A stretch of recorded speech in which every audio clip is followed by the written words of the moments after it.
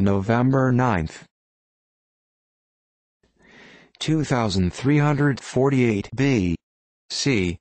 The Great Flood began, according to Polyhistor, from Berosus, upon the 15th, or the ides, of the Assyrian month Doesia, agreeing with this day. Event was prefigured to the patriarch in a vision, when the deity enjoined him to commit to writing a history of all things, which he was to bury in the city of the sun, at Sipara. The same uninspired authority informs us that Noah was the 10th king of the Chaldea, and that he reigned 18 sari. 1606. Jerome Mercurialis died, an Italian physician of great abilities, and author of several works. 1616. Argal returned to Virginia from his expedition against the French settlements in Acadia. At St. Saviour he broke in pieces the cross which the Jesuits had erected, and set up another inscribed with the name of the King of Great Britain. At Saint Croix he destroyed all the remains of the Monts settlement. At Port Royal, the entire settlement was reduced to ashes in the short space of 2 hours. 1620. The Pilgrims, after a boisterous passage, at break of day discovered the land of Cape Cod, finding that they had been carried north of their destination sea. September 6 they sailed southward, but falling among shoals, and the season being late, the captain gladly took advantage of their solicitude to put about, for he had been clandestinely promised a reward by the Dutch if he would not carry them to Hudson's River. Steering northward again they were clear of the danger before night, and the next day, a storm coming on, they dropped anchor in Cape Cod harbor. 1623. William Camden, an illustrious English historian, died. He is styled the Pausanias of England. 1641. Francis de Saint Croix, a distinguished French officer, and governor of Arras, beheaded at Amiens. 1677. Gilbert Sheldon, Archbishop of Canterbury, died. It appeared, after his death, that he had bestowed, during 14 years, about $250,000 in private and public charities. 1704. Admiral Leake obliged the French and Spanish blockading squadron to retire from Gibraltar. 1732.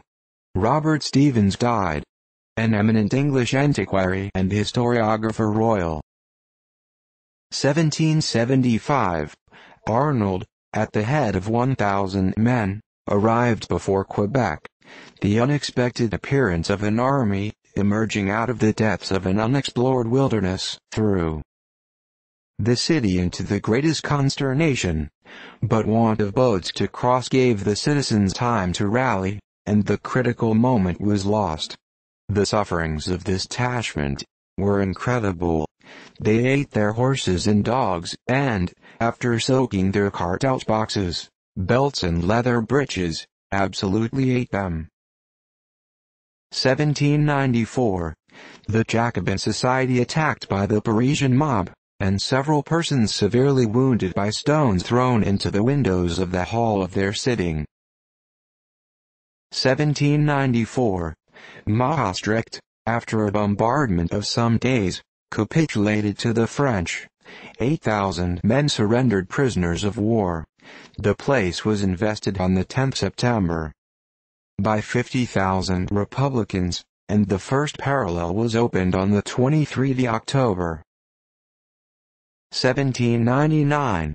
The celebrated but bloodless revolution at Paris, of the 18th Brumaire, which, dissolving the Directory, invested Bonaparte with the supreme authority, are the wisdom of the nation. He addressed the council, I come, surrounded by the generals of the Republic, to promise you their support. Let us lose no time in looking for precedents. Nothing in history resembles the close of the 18th century. Nothing in the 18th century resembles this movement. Your wisdom has devised the necessary measure. our arms shall put it in execution. 1802. Thomas Girton, an English artist, died. He introduced the practice of drawing upon cartridge paper, by which he avoided certain appearances incident to the drawings on white paper. 1803. Benjamin Ledyard, an officer in the Revolutionary War, died at Scipio, New York. He was a meritorious soldier. At the time of his death held the office of Clerk of Cayuga County. 1806. Eleazar Brooks, an officer of the Revolution, died at Concord, Massachusetts. He commanded a regiment at White Plains and Stillwater, and distinguished himself by his cool courage and determined bravery. 1806. Bonaparte levied a contribution on the Prussian Dominion and its allies of 160 million. 1812. Bonaparte, on his retreat for Moscow, had his headquarters at Smolensk. When he left Moscow his army amounted to 100,000. It now scarcely numbered 60,000. 1813. British repulsed in an attack on Ogdensburg. 1813. Commodore Chauncey's squadron, the whole carrying but 36 guns, again discovered the Royal George, 26 guns, and chased her under the batteries, which he engaged, 1 hour and 45 minutes. He had 1 killed and 3 wounded. 1839. Gilbert Y. Francis died at New Orleans, of yellow fever. His life was romantic and eventful. He was in early life attached to the Navy, then to the stage. Had traveled over the 4 quarters of the globe.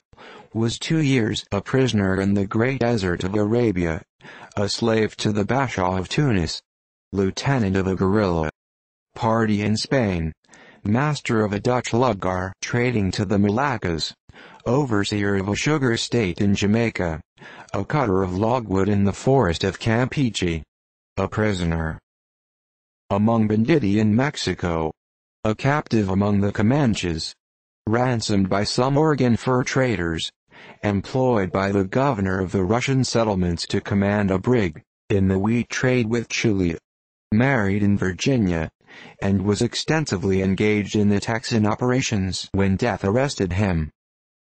1848. The King of Prussia prorogued the General Assembly at Berlin, naming Brandenburg as the place of next meeting. 1848. Blum, a distinguished publisher at Leipzig, shot at Vienna as an insurrectionist and deputy for Frankfurt. 1851. William Croswell, an Episcopal clergyman of Boston, died, aged 47. He was a man of eminent ability, piety, modesty and worth, and his poetical productions are of the high order of merit. 1853. The ceremony of inaugurating the Washington Aqueduct took place at the Great Falls of the Potomac, President Pierce turning the first turf. 1854. Elizabeth Hamilton, widow of Alexander Hamilton, died at Washington, aged 93. She was a daughter of General Philip Schuyler, of Albany. Married Lieutenant Colonel Hamilton, then an aide of General Washington, in 1780, with whom she lived 24 years, and survived him nearly half a century. 1856. N. Cubbid, founder of the Icarian community at Nauvoo, Illinois, died at St. Louis, aged about 69.